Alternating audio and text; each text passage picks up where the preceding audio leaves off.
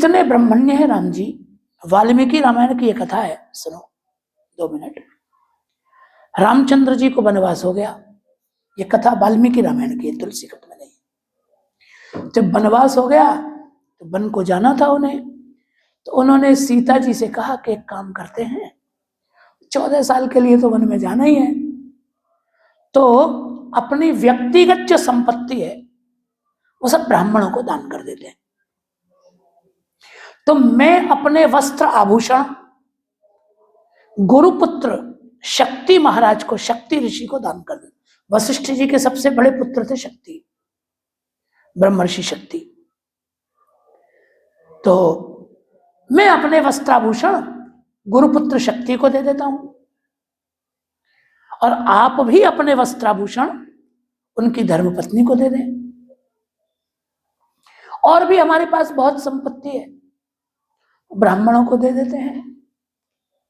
क्या करेंगे, जब वनवासी हो रहे हैं साधु वेश में, तो सब दान कर देते हैं। तो वो बांटने लगे, शक्ति को दे दिए अपने व्यक्तिगत वस्त्राभूषण। सीता जी ने सौमंगल्यावशेषिता, भागवत में लिखा है, केवल जो सौभाग्य चिन्ह शरीर पे थे वही रखे, बाकी सब दे दिए। इसके बाद बाकी भी जो महल में व्यक्तिगत बहुत संपत्ति थी, चक्रवर्ती महाराज के पुत्र थे वो, ज्येष्ठ पुत्र, उनकी संपदा का क्या ठिकाना।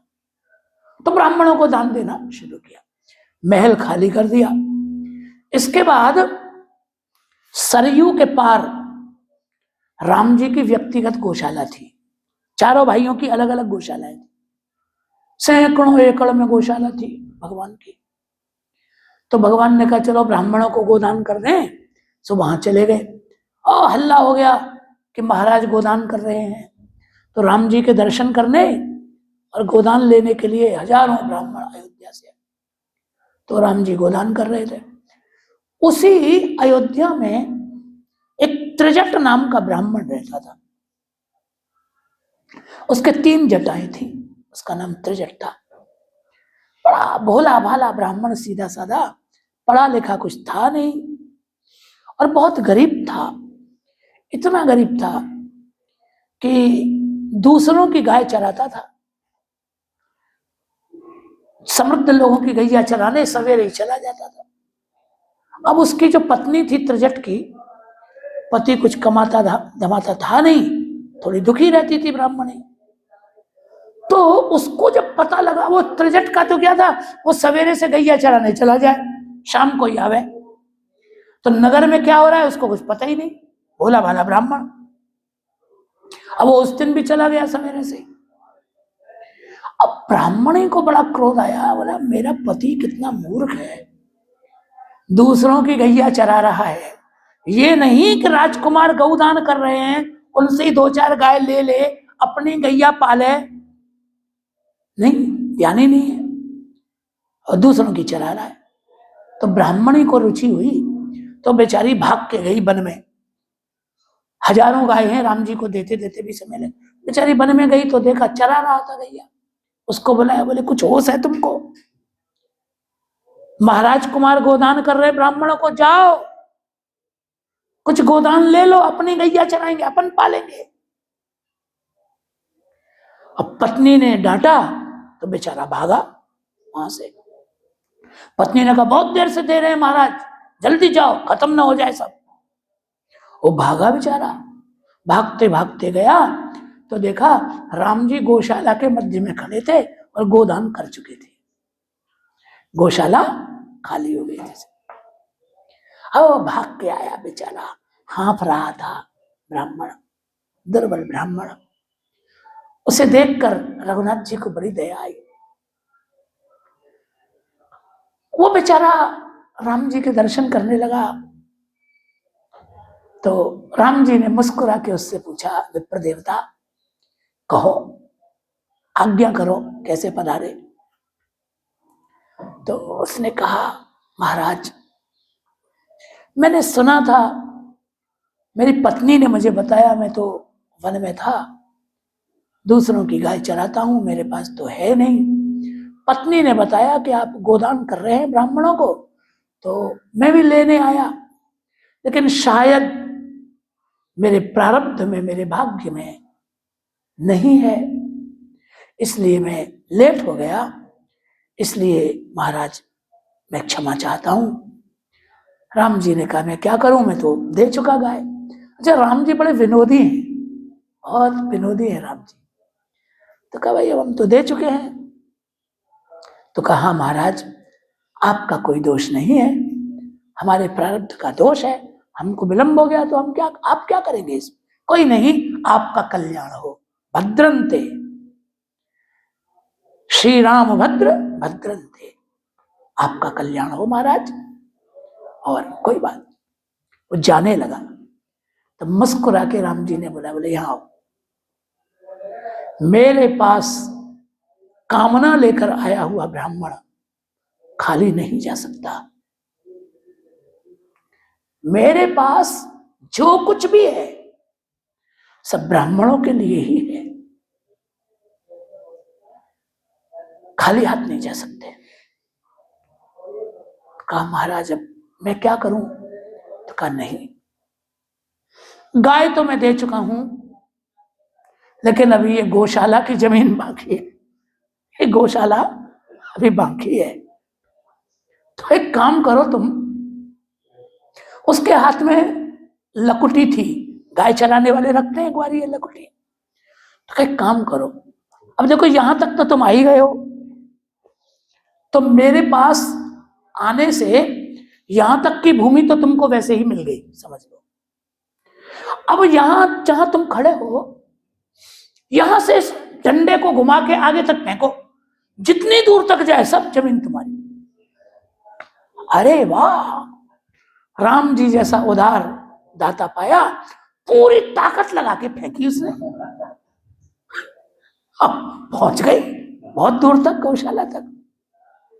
राम जी मुस्कुराते बड़े खुश, ब्राह्मण को खुश देख रहे, अब बड़े प्रसन्न। कहा ठीक है विप्र देवता, ये गौशाला आपकी हुई, आप जाओ मजे से रहो, इसको ले लो।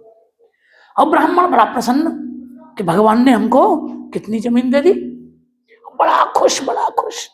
पत्नी के पास आया, पत्नी जरा चौकस थी, समझदार थी, तो उसने कहा तुम तो खाली हाथ आ गए।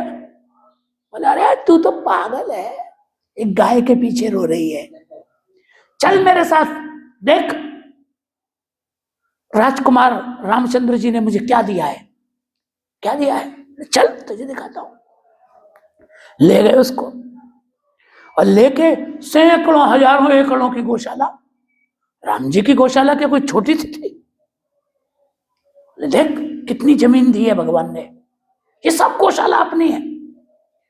ब्राह्मणी ने सिर पकड़ लिया, बोले तू बड़ा बेबुद्धि है, निर्बुद्धि है, तुझमें बुद्धि नहीं है।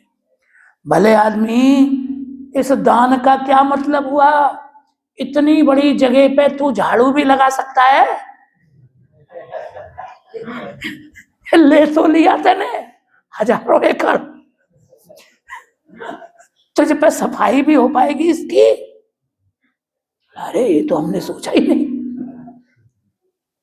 ये तो सोचा ही नहीं। तो बोले मूर्ख, इसे लेके हम करेंगे क्या?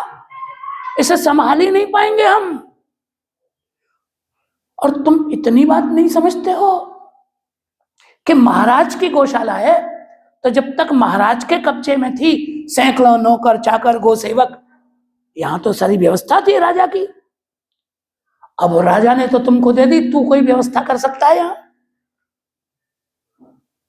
जंगली पशु आ जाएंगे, खा जाएंगे हमको, तुमको दोनों को। भले आदमी, महाराज ने उदारता से लिया, दिया, लेकिन अपन इस लायक नहीं है, वापस कर दे महाराज को।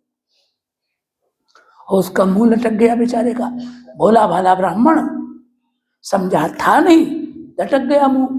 ऐसा करते करते लगभग सायंकाल हो गया।